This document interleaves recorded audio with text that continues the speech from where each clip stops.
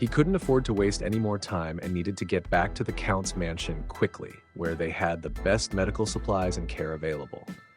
Soon, they arrived at the mansion.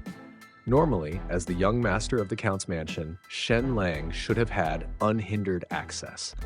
However, when they reached the entrance, they were stopped by the guards. Shen-lang stepped out of the carriage to ask who was blocking the way. It turned out to be Jin Chen, one of the 5 candidates for son-in-law and the deputy leader responsible for internal affairs.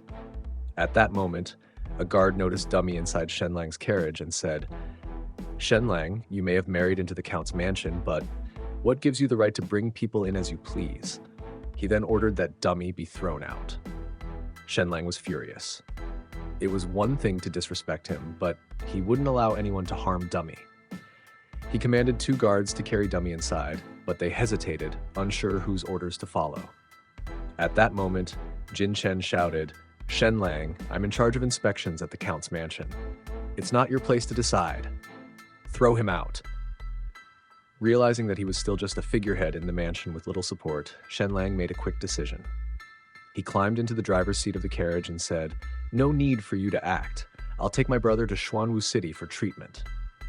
Just as Jin Chen felt triumphant for intimidating Shen-lang, the Count's voice came from inside the mansion. "Jin Chen, what's all this commotion at the gate?"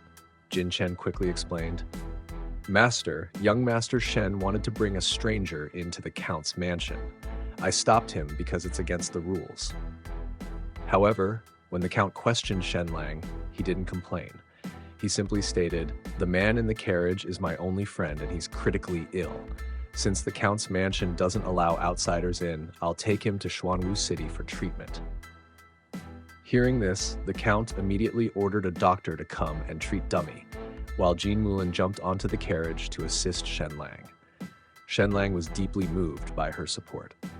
Mulan's actions showed that she was standing by his side. Seeing Mulan's sincere and apologetic eyes, Shen-lang realized that the Count's family now truly considered him one of their own. He was no longer alone, and the Count's mansion had become his true home.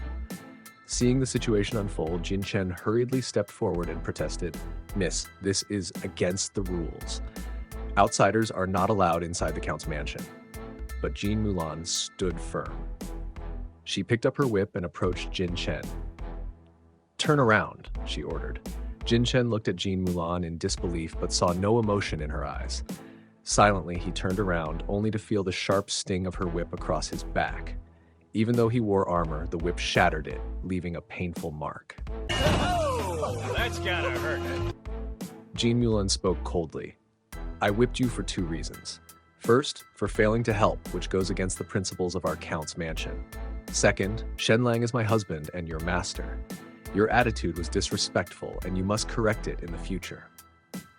Jin Chen trembled slightly and bowed deeply, saying respectfully, "I understand." With a satisfactory response from Jin Chen, Jean Mulan then turned and took Shen-lang to treat Dummy. The Count's mansion was brightly lit at that moment, as the mansion's renowned physician Zai was examining Dummy. He determined that Dummy had fractured ribs and internal bleeding in his organs. If not for Dummy's strong constitution, an ordinary person would have died by now.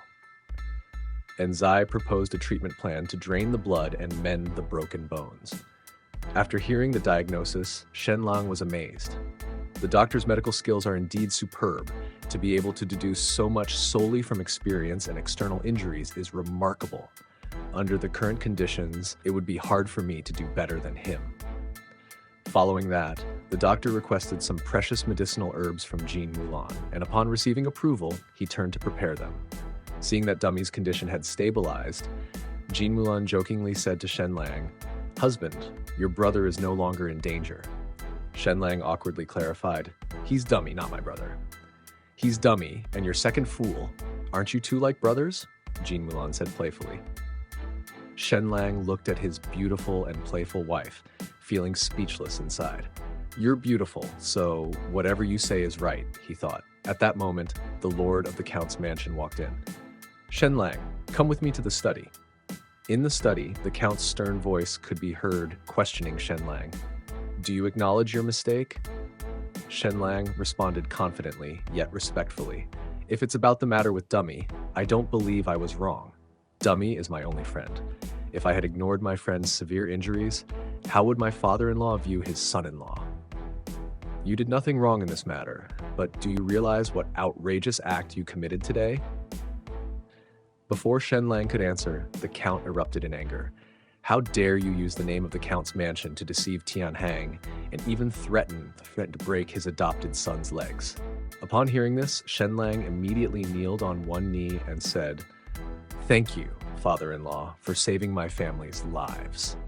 Shen-lang then recounted everything that had happened, from being expelled by the Shu family using 100 gold coins to buy off Tianhang from his assassination attempt, how he owed Tianhang 1,000 gold coins, to the Shu family's plot to kill his family for the dye formula he had invented.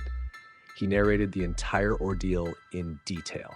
After listening to Shen-lang, the Count slammed his hand on the table and exclaimed, "Outrageous! These scoundrels are truly inhumane. I promise you, Shen-lang, the wrongs you've suffered will be avenged. No one should treat my son-in-law like this." Shen-lang was deeply moved by these words. The Count then revealed that it was City Lord Luyan and the prefect's son, Zhang Ji, who had brought the complaint against Shen-lang. On the surface, they accused Shen-lang, but in reality, their aim was to disgrace the Count's mansion. These officials were trying to leverage this to gain control over the Count's mansion. The Count then stood up and admonished Shen-lang, saying, "In the future, you must keep a lower profile and act cautiously. Do not be rash again. Leave today's matter to me to resolve." However, Shen-lang spoke earnestly. Words once spoken are like water spilled. If I don't go tomorrow, it will not only be me, but the entire Count's mansion that loses face. Father-in-law, please trust me. There will be no flaws or leverage given. Seeing Shen-lang's determination, the Count said no more. He walked to the bookshelf, took out a thick book, and handed it to Shen-lang. "This is the Jin family's teachings. Learn them by heart if you want your freedom," he said, placing the book into Shen-lang's hands. Shen-lang looked at the thick family teachings in his hands, feeling bewildered. "Is this really the family teachings?" he asked. The Count then told him it took me a month to memorize it. Shen-lang opened the book and found that it was just over 50,000 words. "That should be easy for me." "Father-in-law, is your word final?" he asked. After receiving an affirmative nod from the Count, Shen-lang immediately accepted the challenge. For the descendants of the Jin family, memorizing the family teachings was a painful task for each generation. Shen-lang learned from Mulan that it had taken her 23 days to memorize the entire book. The Count's son had yet to finish it, forgetting 300 words for every 1,000 he memorized, likely never to complete it in his lifetime. At that moment, Shen-lang used his laptop and mental focus to record the text page by page, taking just over an hour to memorize it all. After closing the book, he considered the task done. To avoid embarrassing the Count too quickly, Shen-lang decided to report back in the morning. After blowing out the candle, he went to sleep contentedly. Meanwhile, in the Count's room, Lady Jean was having a heart-to-heart conversation with her husband. She was worried that punishing Shen-lang so soon after his marriage might breed resentment in him. However, the Count saw it differently. "It's just memorizing the family teachings. This shows I don't see him as an outsider. Once he memorizes it, he'll naturally be free to go out as he pleases," he explained. "But what if he completes it within a month?" "Even Zhang Ji couldn't do that," Lady Jean asked, intrigued.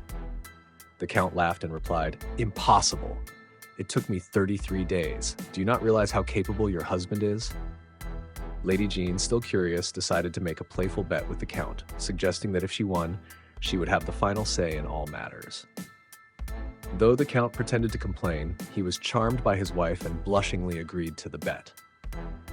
That night, determined to secure her son-in-law's future happiness, Lady Jean got up and made a bowl of walnut and lotus seed soup to nourish Shen-lang's brain. However, when she went to deliver it, Jean Zhong, who was on guard duty, informed her that Shen-lang had gone to bed before 9. Surprised, Lady Jean handed the soup to Jean Zhong and left, muttering, "Heartless little thing. The rumors must be true after all. Lazy and ignorant, lacking in education." The next day, at the crack of dawn, the Count went to the study. Seeing his father-in-law looking so formidable, Shen-lang was puzzled. The Count sternly asked, Shen-lang, I asked you to memorize the Jin family's teachings, yet you went to bed early. Are you showing your displeasure with me?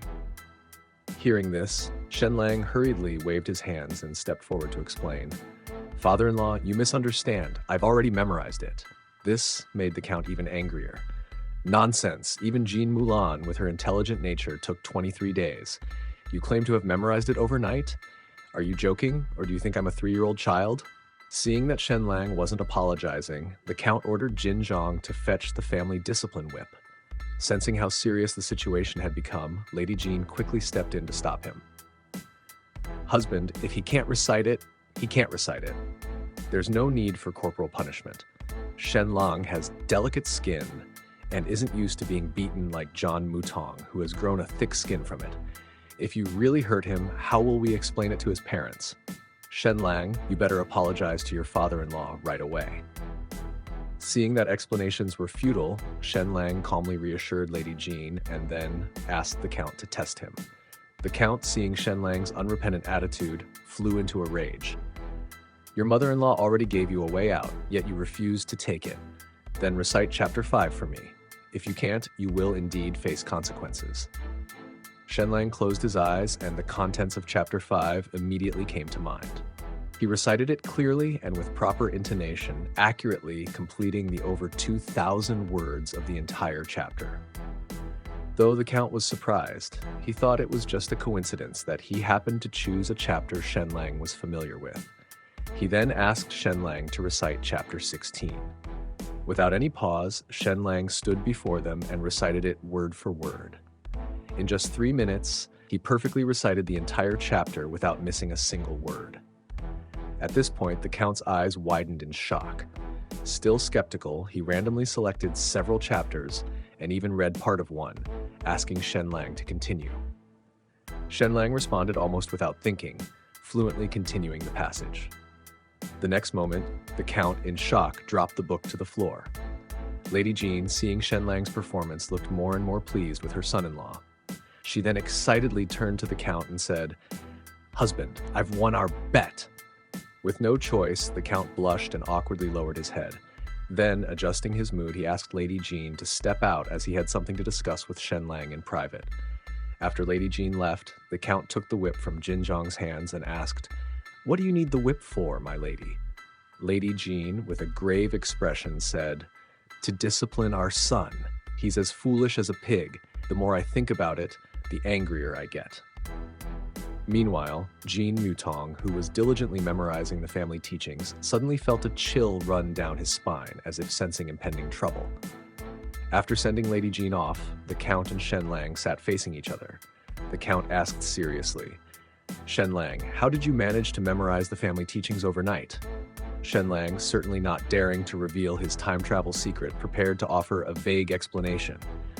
On a day at the end of summer, when the heat had not yet fully dissipated and the locust tree pods had been harvested, the second planting of seedlings had just been put into the soil. But before he could continue, the Count, with a stern face, interrupted. "Speak plainly, Shen-lang." Left with no choice, Shen-lang confessed. "A few days ago, I fell seriously ill at the Shu family's house. After waking up, my mind became sharper and I found I could remember anything I saw." After a moment of silence, the Count shared a story. 180 years ago, our Jean family had an ancestor who also came back to life on the brink of death and became a martial arts genius. He made significant contributions to the family, securing 5,000 square kilometers of land. Now we have less than a third of it left. Shen-lang couldn't help but wonder if this Jean family ancestor might have been a time traveler like him. The Count continued, "Given such a fortunate turn of events, take some time to catch up on the past 10 years of schooling." Though Shen-lang was somewhat displeased, he respectfully complied. He then seized the opportunity to remind his father-in-law, "You promised me freedom once I memorized the ancestral teachings. Does that still stand?" Reluctantly, the Count sighed and lifted his house arrest. After thanking his father-in-law, Shen-lang dashed towards the door, intent on finding Tian-hang. Sensing Shen-lang's intention, the Count called out to him, "Shen-lang, times have changed and the rules are different now. We, the old nobility, are in a precarious position, fearing being caught on the wrong side. In the last 3 years, 3 noble families have been stripped of their lands and titles, and one even lost his life. Tianheng's backers are City Lord Luoyun and Zhang Ji, who are aligned with the court. They should not be provoked lightly. Shen-lang, I promise you, give me up to 6 months and I'll take down Tianheng and get you the justice you deserve. Shen-lang, understanding his father-in-law's concern for his safety, refused the offer with a determined and sincere gaze. He explained, this is a personal grudge between me, the Shu family, the Lin family, and Tianheng.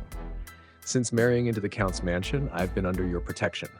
I can't burden the Count's mansion with my quest for revenge. Otherwise, I could never hold my head high again.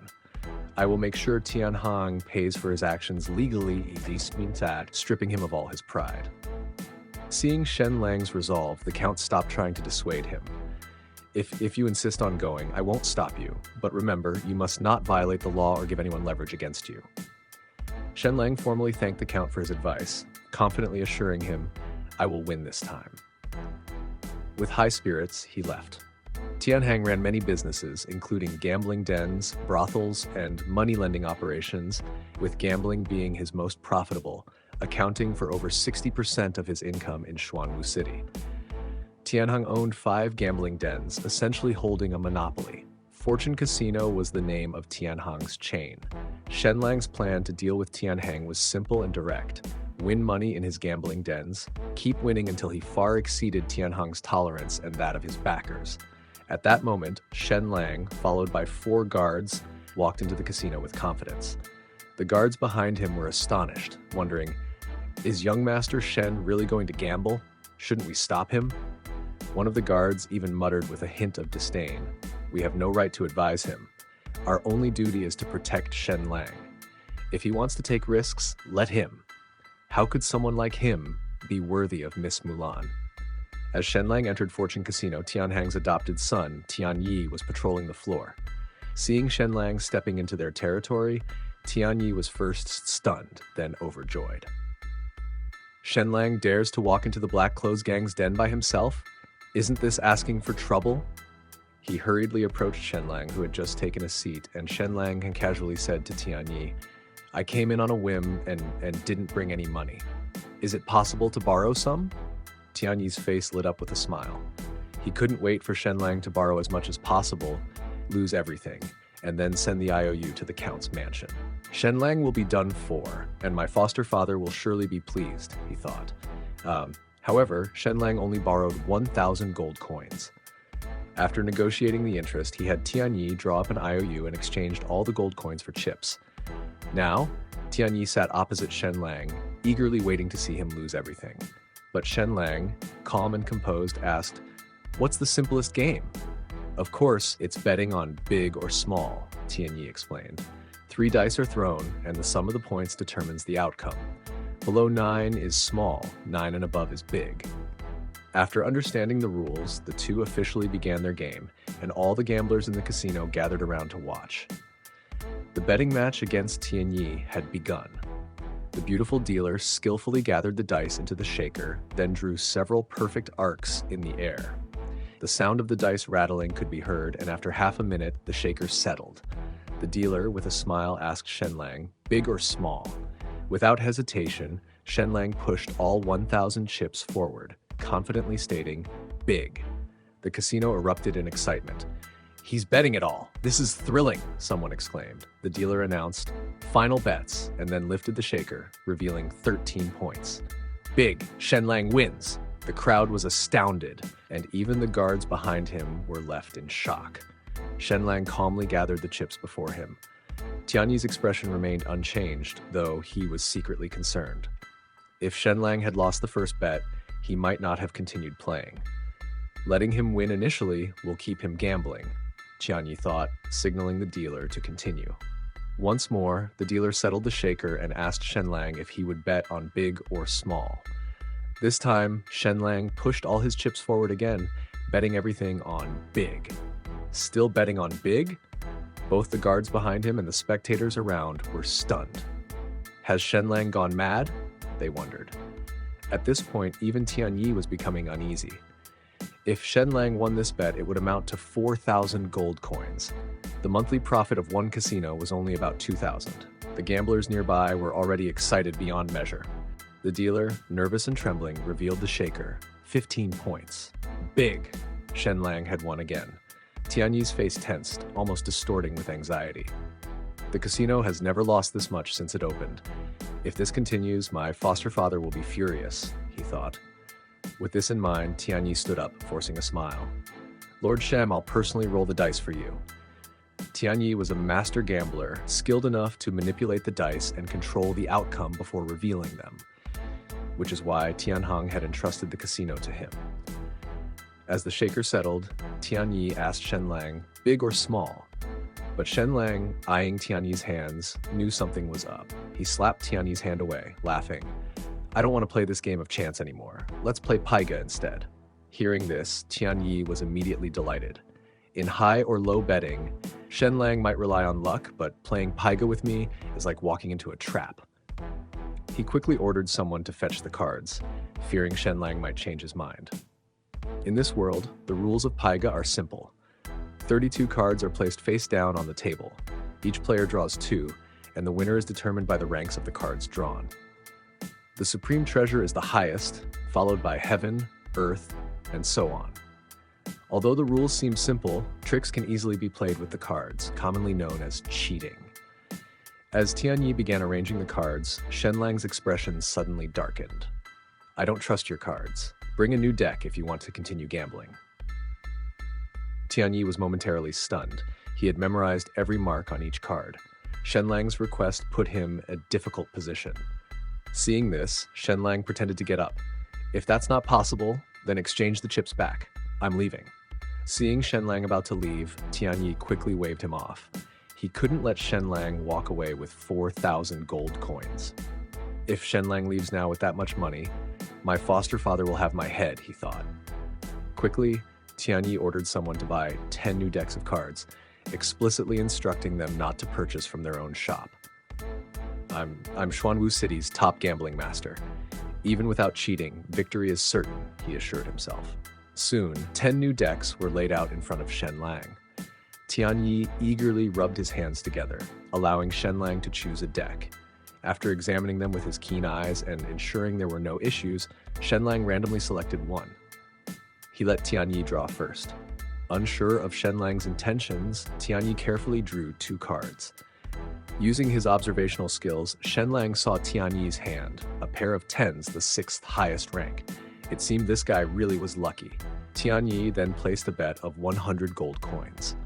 Shen-lang, confidently using his skills, chose 2 cards that were just 1 point higher than Tianyi's hand. Without even looking at his cards, Shen-lang pushed his chips forward, 1,000 gold coins. The crowd around them was electrified. He's not even looking at his cards. This is thrilling, someone shouted. At this point, Tianyi felt the pressure. Thinking his hand was strong enough, he boldly matched the 1,000 gold coins. I'll call. Reveal the cards. When the cards were revealed, Shen-lang had won, leaving Tianyi utterly stunned. How is this possible? The surrounding crowd gasped in surprise, and cheers erupted. Incredible, just 1 point higher than Tianyi. This game is exhilarating. The gamblers were ecstatic. Tianyi looked fiercely at Shen-lang, hard to believe this was the once useless Shen-lang. Now consumed by rage, Tianyi declared, How could I, Tianyi, lose to him in card skills? Let's go again. But Tianyi couldn't foresee that this was just the beginning of a nightmare. In every subsequent round, Shen-lang, without even looking at his cards, pushed out 1,000 gold coins and kept winning.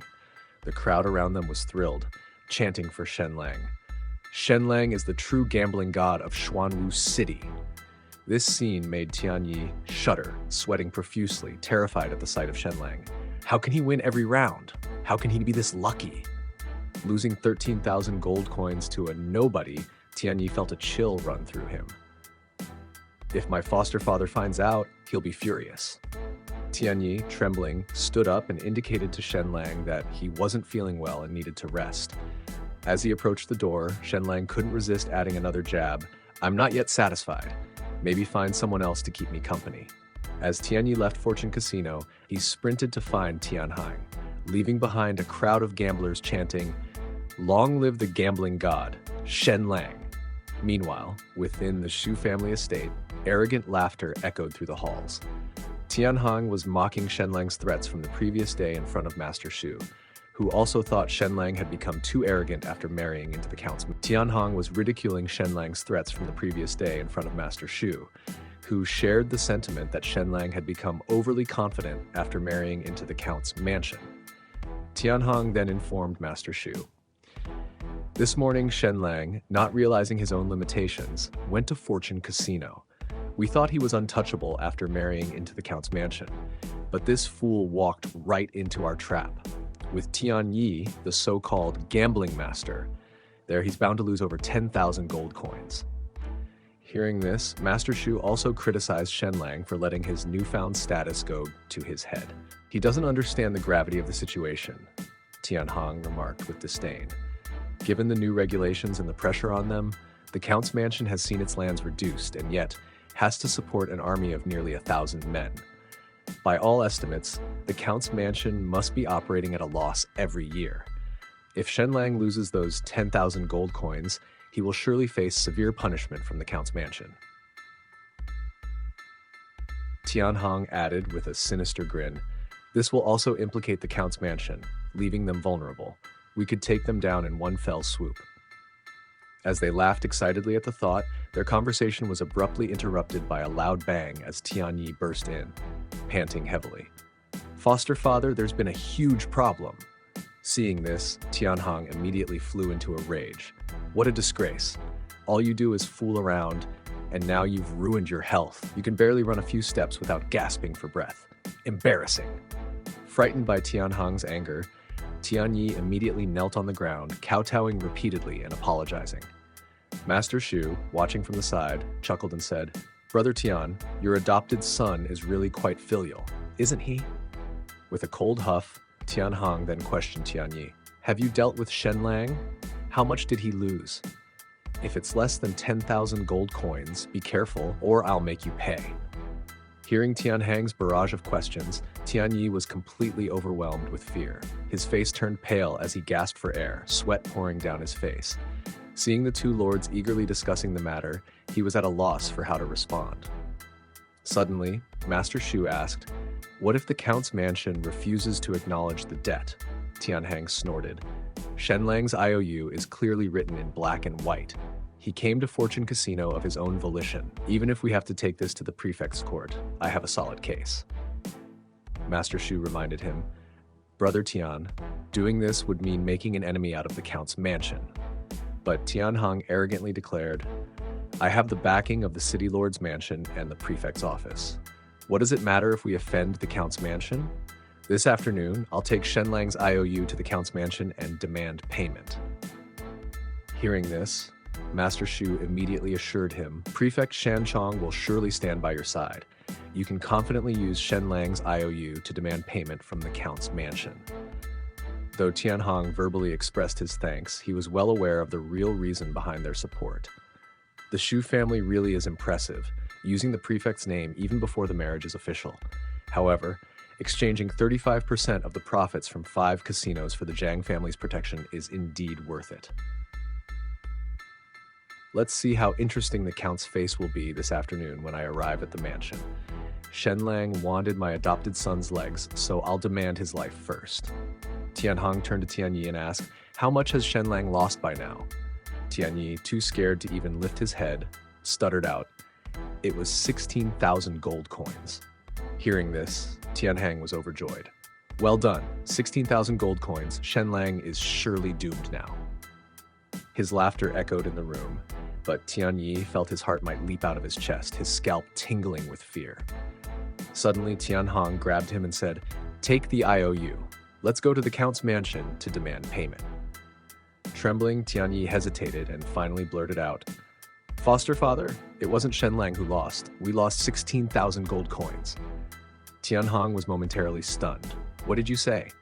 Tianyi, on the verge of tears, repeated, "We lost 16,000 gold coins." Silence fell in the room. Was he hearing things? Then Tianhong, in a rage, grabbed Tianyi again, demanding confirmation. After the third confirmation from Tianyi, Tianhong was struck as if by lightning, nearly losing all reaction. Fortune Casino was the most profitable of his 5 gambling houses, earning about this much in a year. He went mad with fury, lifting Tianyi high. "You're Xuanwu City's top gambler. How did you manage to lose to a nobody?" By now, Tianyi was utterly terrified, crying out, "I don't know why, but Shen-lang won every round." Tianhong threw Tianyi aside and turned to Master Shu, roaring, "You said Shen-lang was worthless. Why? Then can he not only understand obscure characters but also gamble like a master? What's going on with this disaster?" At that moment, Su Qianan stepped forward and suggested, "Let's stop arguing here. Why not go to the scene and see what exactly happened?" Upon hearing this, Tianhong immediately stood up, ready to head to Fortune Casino. He didn't want to waste a moment, curious about the chaos Shen-lang might have caused there. As he rushed out, Su Qianan's voice followed. "Leader Tian, don't forget, the City Lord's mansion and the prefect's office are your backers." Tianheng turned to thank Su Qianan and hurriedly led his men to Fortune Casino at full speed. A quarter of an hour later, Tianheng arrived in haste, but for some reason, his Fortune Casino was already packed with people. Numerous gamblers, upon seeing Tianheng, loudly clamored, "The person in charge is here! Pay up! Pay up!" At this moment, Shen-lang also stepped forward, smiling at Tianheng. "I have won 19,000 gold coins at your Fortune Casino, and these hundreds of people bet with me, winning a total of 7,000 gold coins. That makes a total of 26,000 gold coins.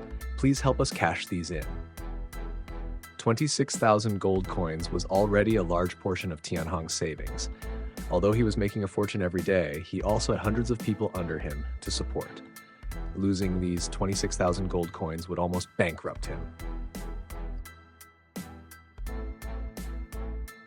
Faced with Shen-lang presenting the chips, Tianheng, who harbored intense hatred for him, managed to force a smile.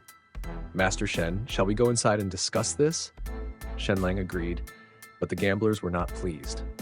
"You can't leave. You can't leave. Cash in the gold coins before leaving," they demanded, worried that Shen-lang and Tianhong might strike a deal behind closed doors and betray them. Shen-lang loudly reassured them, "Please rest assured, everyone, I, Shen-lang, will definitely not betray your interests. I will give you a satisfactory explanation." Faced with the assurance of a count's son-in-law, the crowd chose to believe him. Soon, they arrived on the second floor of Fortune Casino, where Tianhong's smile immediately vanished, replaced by a cold expression. He looked at Shen-lang and said, "Master Shen, your tactics are truly ruthless. Is all this just to make me break Tianyi's legs? But by coming to the casino, aren't you afraid of tarnishing the Count's mansion's reputation?" Shen-lang replied calmly, "The reputation of the Count's mansion is indeed important, but my reputation can be disregarded. A person can do countless good deeds, but just one mistake can lead to complete ruin. However, if one's reputation is already bad, doing one good deed can have a completely different effect." These words instantly caught Tianheng off guard, leaving him without a retort. He stopped making pointless arguments and firmly told Shen-lang, "I will not break Tianyi's legs. If I did that, I would lose all my dignity." Shen-lang laughed and responded, "I think you're misunderstanding something. I want not only the 19,000 gold coins, but also for Tianyi's legs to be broken." Upon hearing this, Tianheng's eyes instantly turned red with rage, clearly showing how angry he was. Guards hurriedly stepped forward to protect Shen-lang. The next moment, Tianheng laughed out of sheer frustration and anger, clearly telling Shen-lang, "I won't give you even a single coin, let alone break Tianyi's legs."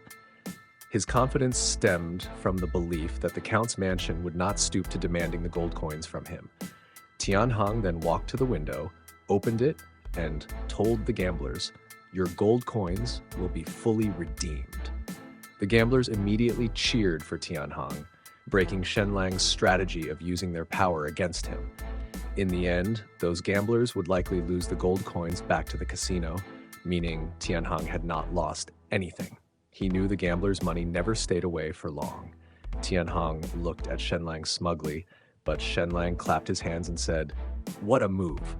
But did you forget you have other casinos? As long as they are open, I can keep winning, and I'll bring all the gamblers with me to win." Saying this, Shen-lang turned and shouted to the gamblers outside, "Don't leave. I'll continue to lead you to win money."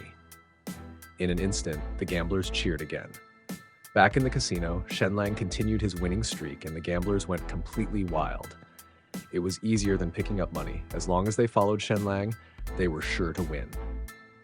In contrast, the entire casino staff looked ashen, doubting their life choices. Before long, Tianhong lost another 7,000 gold coins. The kicker was that Shen-lang bet only 1 gold coin each time. The rest were won by the gamblers. Tianhong was so angry he could grind his teeth to dust. Seeing this, his adopted son, Tianyi, immediately rushed downstairs and approached Shen-lang, intending to drive him out. Sensing the tension, Shen-lang immediately pretended to be frail. "What are you going to do? Do you want to hit me? My health is not good, you know. I'll fall down with just a touch. Who dares to strike the Count's son-in-law? My wife will make sure they regret it." This shameless act completely infuriated Tianyi, who pointed at Shen-lang's head and roared, "So what if I do take action? Someone get Shen-lang out of here." However, the next second, guards surrounded Shen-lang, protecting him, and countless gamblers also rushed over, forming a protective circle around him. They shouted, "Whoever dares to touch Shen-lang will have to step over our dead bodies." Tianyi was dumbfounded, unsure of what to do next. At that moment, Tianhong appeared and directly announced, "We're closing for today. Come back tomorrow to cash in your gold coins." Unexpectedly, Shen-lang then declared that he would take the gamblers to Tianhong's other casinos to continue their winning streak. Tianhong had no choice but to announce that all his other casinos were temporarily closed. The decision was a heavy one, as these 5 casinos accounted for more than 60% of his daily income. With the closures, the financial losses would be substantial. Tianhong regretted not having dealt with Shen-lang more decisively earlier. Despite this, he was not willing to easily give in to Shen-lang's demands. However, Tianhong's troubles were just beginning, as these casinos were not solely his. In his quest for protection, he had previously agreed to give 20% of the income to the Zhang family, and now the Su family, representing the Zhangs, demanded that Tianhong comply with Shen-lang's terms. Frustrated, Tianhong responded, "Tianyi is one of my most trusted adopted sons. Breaking his legs would demoralize my men and harm my reputation." However, a voice from the next room interrupted. "Agree to it," said Jiangxi. "Don't delay. Every day you delay, you're losing money. It's better to agree sooner rather than later. Shen-lang is just a minor issue. Our real focus should be on the Count's mansion. Once we weaken the Count's mansion, reclaim its lands and military power, the position of Deputy Lord will be yours, Tianhong." Tianhong, deep in thought, eventually agreed after weighing his options. Soon after, Tianhong returned to Fortune Casino. "I agree to publicly break Tianyi's legs. Now let's disperse and avoid further trouble," he announced. Unexpectedly, Shen-lang responded, "The conditions have changed. Your other adopted son, Tianyi, threatened me and showed disrespect. His actions need to be addressed as well." Hearing Shen-lang's new demand, Tianhong felt a surge of frustration, but kept his composure. Shen-lang continued, "If you don't agree, I may have to reconsider the conditions again." Realizing the situation could escalate further, Tianhong knew he had to proceed carefully to avoid making things worse. Shen-lang said, "Your other adopted son, Tianyi, threatened me and disrespected me, so his actions need to be addressed as well." Hearing this, Tianhong felt a surge of anger. When Tianhong remained silent, Shen-lang added, "If you don't agree, I'll have to reconsider the conditions again. This time, I'll demand consequences for everyone who has ever wronged me." Tianhong could no longer contain his frustration. He imagined himself confronting Shen-lang and forcefully dealing with him. However, he knew this was just in his thoughts, and despite his reluctance to compromise, he had no choice. After a long, tense moment, Tianhong finally agreed. "Fine, I will address Tianyi's actions and take care of Tian'er in public." But Shen-lang wasn't done. "Not only that," he continued, "but you must also remove them from the Black Clothes Gang, leaving them to manage on their own. If I find they aren't facing the consequences, I'll be back to deal with you again." Tianhong, feeling defeated, held his head in his hands and conceded, "I agree to all your conditions." Moments later, at the entrance of Fortune Casino, Tianyi and Tian'er were brought out for public reprimand. Tianhong addressed the crowd. "Tianyi, Tian'er, you are my adopted sons. I've valued you greatly, but because you harbored personal grudges against Master Shen-lang and acted on your own, you nearly caused a great disaster. Master Shen-lang is not only the son-in-law of the Xuanwu City Count's mansion, but also a close associate of mine. How could you two offend him? If I don't take action, how can I maintain discipline? A thick stick was handed to him, and Tianhong whispered to Tianyi, "This is necessary." Tianyi did not respond, turning his head away, which only fueled Tianhong's frustration. In the next moment, Tianhong carried out the disciplinary action, with Tianyi enduring the punishment with a low grunt, refusing to cry out. Tianhong then turned to Tian-er and followed through with the punishment. The crowd looked on in shock, especially the members of the Black Clothes Gang. Tianhong's other adopted sons felt uneasy, wondering if they might be next. From that moment on, Tianhong's influence in the Black Clothes Gang significantly diminished, losing the loyalty of his men. After carrying out the punishment, Tianhong asked Shen-lang, "Are you satisfied now?" Shen-lang gave a cold smile. "I am satisfied, but there are still some issues to resolve." Tianhong's expression changed. "I've already done what you asked, and you tell me it's not over yet?" Shen-lang pointed out. "You still owe me 19,000 gold coins." Tianhong was frustrated. "I've already lost a lot. Where am I supposed to find that much more for you?" Without missing a beat, Shen-lang replied, "How about this? You give me 2,000 gold coins now and write an IOU for the remaining 17,000. Does that work for you?" Tianhong was deeply troubled, knowing that 2,000 gold coins were all that remained of Fortune Casino's funds. Shen-lang continued to press him, saying, "Let's settle this quickly, Leader Tian. Otherwise, I might end up back in your casino, and it's getting late. My wife is waiting." These words pushed Tianhong to his limit. He imagined himself retaliating against Shen-lang, but this too was just in his imagination. In reality, one of his adopted sons handed him a note. The note read, "Agree to what Shen-lang said. Give him the money. The Xuanwu City Count's family is strict. They will not tolerate any missteps. The Count will deal with him in time." Tianhong looked towards the second floor, realizing it was an order from Zhang Ji. Furious, he snapped the stick in his hand, gritting his teeth, and reluctantly agreed to Shen-lang's demand. He then ordered his adopted son to bring out the gold coins. Moments later, 2 boxes of gold coins and an IOU were placed before Shen-lang, but everyone knew that the IOU was unlikely to be repaid. Shen-lang took the IOU, glanced at it, then opened the boxes filled with gold coins, the dazzling light almost blinding everyone around. Seeing this, Tianhong sneered internally, thinking, "As long as Shen-lang takes this money, the more triumphant he feels now, the worse it will be when he returns to the Count's mansion. This will irreversibly damage the Count's mansion's reputation." Unexpectedly, Shen-lang's expression suddenly turned serious as he addressed Tianhong with a righteous tone. "Since you opened this casino, how many people have been ruined, their families torn apart? I, Shen-lang, regard money as nothing. I didn't come here to win money, but to seek justice for everyone. My father-in-law, the Count, has always said to love the people as one's own children." With that, Shen-lang grabbed a handful of gold coins and scattered them towards the surrounding crowd. "I, Shen-lang, will not take a single gold coin. All will be given back to the people." Immediately, the crowd went wild, scrambling for the gold coins Shen-lang had thrown. Tianhong watched the scene, his anger rising as he thought, "Not only did he force me to punish my adopted sons, but now he's using my money to win over the hearts of the people. This is an insult to my authority and intelligence." Overwhelmed by frustration, Tianhong felt his anger reach its peak, unable to contain it any longer.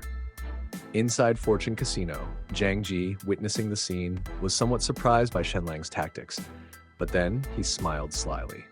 He cryptically remarked to Mayor Lu, "With the situation now so chaotic, isn't it especially easy for Shen-lang to suffer an unexpected misfortune?" Mayor Lu understood the implication immediately. In the chaos, if a stampede were to occur, any accident would seem natural and Shen-lang's downfall would be blamed on his own actions.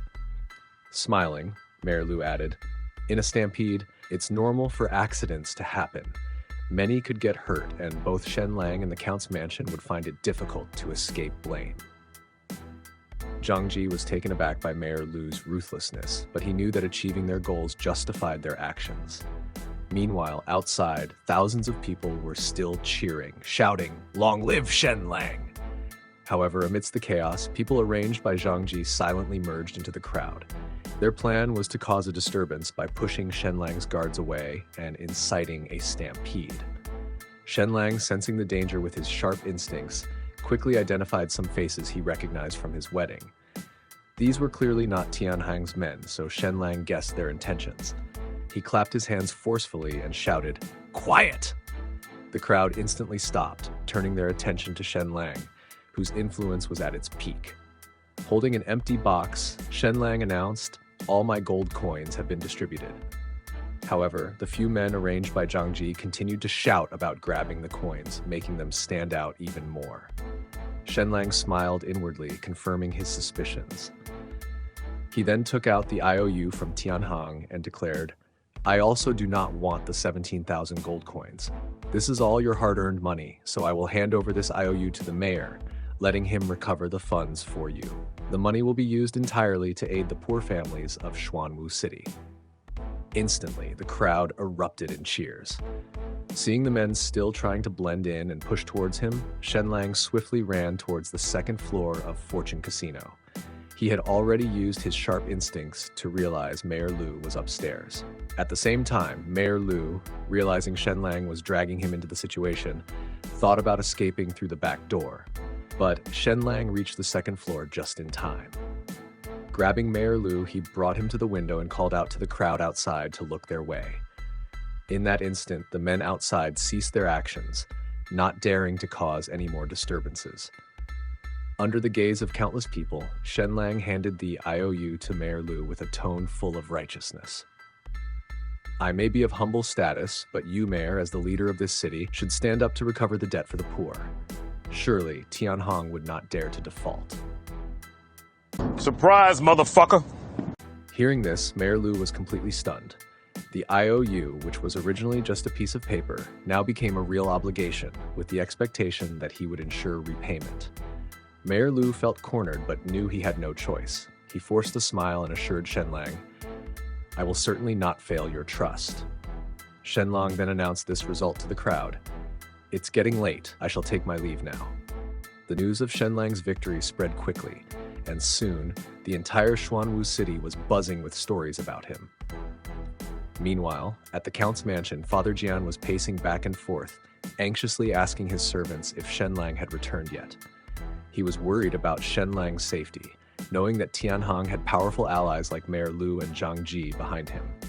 Mother Jian, however, reassured him, saying, "Shen-lang has the backing of the Count's mansion. Tianhang wouldn't dare go too far." At that moment, a servant arrived with news. Father Jian anxiously asked, "How did it go? Did Shen-lang lose? Did Tianhang do anything to him?" The skilled servant reported, "No, quite the opposite. Shen-lang bankrupted Tianhang, forced him to break the legs of Tian Yi and Tian Er in front of everyone, and made Tianhang so angry that he nearly passed out. Everyone present was astounded. Shen-lang, a single individual, had managed to deal with a formidable opponent like Tianhang, despite his powerful connections. The servant then provided a detailed account of the entire situation, highlighting Shen-lang's strategic wit and ability to turn the tide in his favor. Father Jian was amazed by Shen-lang's actions and relieved that he had upheld the reputation of the Count's mansion. "You are one crazy motherfucker, you know that?" However, he also felt concerned. While Shen-lang's victory was impressive, it was risky. Determined to ensure Shen-lang wouldn't become reckless in the future, Father Jian decided to have a word with him. When Shen-lang finally returned, trying to sneak in, Father Jian was already waiting. "Oh, the great gambling god is back," he said, catching Shen-lang off guard. Shen-lang, surprised, replied, "Father-in-law, you, the dignified count, actually waited behind the door to ambush me?" Despite his surprise, Shen-lang quickly admitted his fault, prompting Father Jian to begin scolding him loudly. However, before Father Jian could say much, Shen-lang bowed again in apology, playing the part of the obedient son-in-law. This left Father Jian somewhat speechless, though he wasn't ready to let Shen-lang off the hook so easily. Just then, Mother Jian stepped in to mediate. Shen-lang's intentions were good. "Stop scolding him," she said, feigning anger. But But Shen-lang, you mustn't go to casinos anymore, or I'll have to punish you. Then, showing her concern, she asked, "Are you hungry? Do you want to eat?" Father Jian was left speechless. He thought to himself, "You're usually so strict with our own son, quick to discipline. Why do you soften up with your son-in-law?" Annoyed and unwilling to let the matter go, Father Jian grabbed Shen-lang's hand and declared, "Starting today, you are grounded. You can move around inside the mansion, but you are not to step outside." Shen-lang, taken aback, timidly asked, "What conditions do I need to meet to be allowed out?" Father Jian responded flatly, "None. When you've learned to behave and improve yourself, then you'll be released." Shen-lang was stunned. "I didn't expect that after just one day out, though it was spectacular, I wouldn't want to be confined." Father Jian was actually doing this for Shen-lang's own good, concerned that if Tianhang and his group took drastic actions, it might be too late to protect him. Determined to be thorough, Father Jian ordered everyone to keep an eye on Shen-lang, ensuring he wouldn't leave the mansion. Shen-lang, feeling defeated, thought to himself, "Today I was on a roll, only to come home and be put in solitary." Seeing Shen-lang's dispirited state, Father Jian felt satisfied. His goal had been achieved. However, he still felt something was missing. Not long after, a scream echoed through the mansion. It turned out that Jian Mulan's brother had once again rescolding, as Shen-lang's clever and outstanding performance made him seem even more foolish by comparison. Later, when Shen-lang returned to the courtyard, he found Jian Mulan wearing a suit of armor. Curious, Shen-lang asked, "Why are you wearing armor at home?" Jian Mulan explained that she was ready to lead troops into the city to rescue him, fearing something might have happened. Shen-lang was both surprised and touched by her concern. He offered to help Jian Mulan remove the armor, and she did not refuse, opening her arms to let him assist. As Shen-lang removed the armor, he found himself captivated by Jian Mulan's elegant figure. That's what I'm talking about. Quickly calming himself, he thanked her.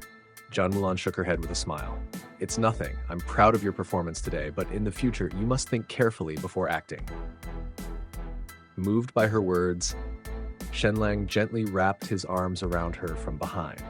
Jian Mulan was slightly startled, feeling Shen-lang so close, and her cheeks blushed, but she didn't resist, touched by his tenderness.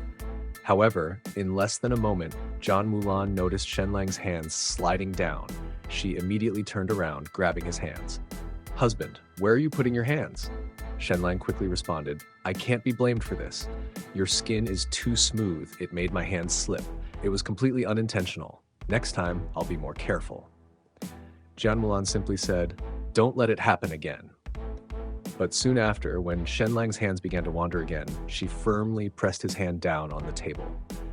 "Maybe it's better if you didn't have this hand," she remarked with a teasing smile. Shen-lang, with a serious tone, said, "You shouldn't take a man's casual words too seriously. I was just speaking off the cuff." Jian Mulan, feeling exasperated, decided to let the matter drop and sat aside, allowing Shen-lang to finish his meal. After they had eaten, Jian Mulan began putting her armor back on. Seeing this, Shen-lang asked, "Where are you going?" Jian Mulan replied, "I'm leading the cavalry to patrol the coastline tonight." She waved goodbye and reminded Shen-lang to stay at home and avoid causing any trouble. Meanwhile, Jian Mutong, who had just received a stern punishment, was attending arithmetic lessons. Though arithmetic wasn't part of the imperial examinations in the Great Yu Kingdom, noble families valued it for its practicality and its ability to sharpen one's thinking. The tutor was Xuan Shao, the most renowned arithmetic master in Xuanwuxiu City, who also served as the chief steward of the Count's mansion, overseeing all financial and material accounts. At that moment, Jian Mutong felt uneasy. His parents had disciplined him without explanation, leaving him questioning his situation. Xuan Shao noticed his discomfort and said, "The reason you were punished is because of Shen-lang." Jian Mutong was surprised, so Xuan Shao explained further, "Due to Shen-lang's past reputation, your sister, Jian Mulan, had to marry him. Today's punishment happened because Shen-lang went to the casino and your parents, unable to vent their frustration on him, took it out on you." Hearing this, Jian Mutong's mood darkened. Just then, Xuan Shao subtly signaled to a nearby servant who told Jian Mutong, "I saw Binger upset today." When I asked her why, she wouldn't say, but it seemed like Shen-lang might have said something to her. This news instantly angered Jian Mutong, who had always regarded Binger as a sister. He immediately decided to confront Shen-lang. Meanwhile, Binger, concerned, went to Shen-lang's room to warn him that Jian Mutong was on his way. Surprised, Shen-lang asked, "Has Jian Mutong lost his mind?" Binger suggested that Shen-lang hide and she would inform the lady of the house. However, Shen-lang casually reassured her, "It's okay, I have my ways." Binger, worried, didn't believe him and tried to convince him to be cautious. But Shen-lang brushed off her concerns, saying, "I got it." Feeling frustrated, Binger left to inform the lady of the house. Moments later, Jian Mutong arrived at Shen-lang's door, loudly demanding that Shen-lang come out. Despite Jian Mutong's loud calls, Shen-lang didn't respond. Annoyed, Jian Mutong pushed the door open, only to find Shen-lang calmly writing something on the wall. Curious, Jian Mutong asked, "What are you doing?" Shen-lang replied, "I'm writing down important reminders so I don't forget them." Jian Mutong was puzzled and asked what kind of reminders they were.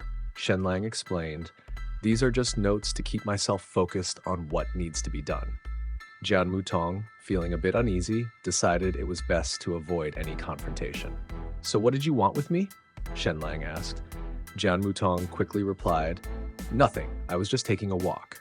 Stroking his chin, Shen-lang said, "It seemed like someone was talking about confronting me just now." Jian Mutong, now feeling nervous, stammered, "No, I didn't hear anything like that. Who would dare confront the Count's son-in-law?" Realizing it was better to leave, Jian Mutong quickly exited the room. However, as he hurried out, he bumped into his mother. Mother Jian, seeing him, immediately scolded him. "You actually came here to cause trouble for Shen-lang?" Jian Mutong knew he was in trouble and braced himself for a reprimand.